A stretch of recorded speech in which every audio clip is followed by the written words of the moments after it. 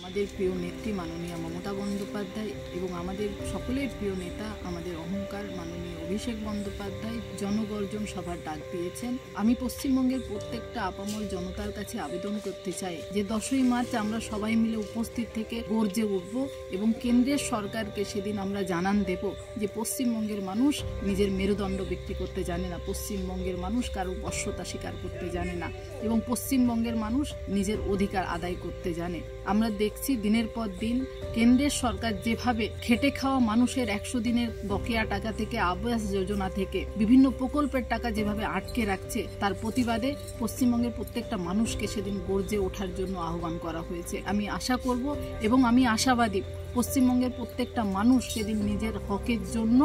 গর্জে উঠবেন এবং কেন্দ্রের সরকারকে জানান দেবেন যে আমরা আপনার কাছে কোনোভাবে বশ্যতা স্বীকার করব না, আমাদের পাওনা আমাদেরকে দিতে হবে, আগামী দিন না হলে বৃহত্তর লড়াইয়ের জন্য আমরা প্রস্তুত হচ্ছি। আমি আপামর জনতার কাছে আবেদন করব যে 10 তারিখ আমরা সবাই মিলে ব্রিগেডে উপস্থিত থেকে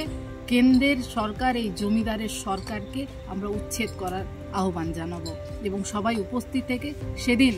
আমরা প্রতিজ্ঞা করব যে যে কোনোভাবেই হোক এই জমিদারের সরকারকে আমরা এবার 24-এ উৎখাত করব। আসুন 10 তারিখে সবাই মিলে কেন্দ্রের সরকার বিরুদ্ধে আমরা প্রতিবাদে গর্জে উঠি।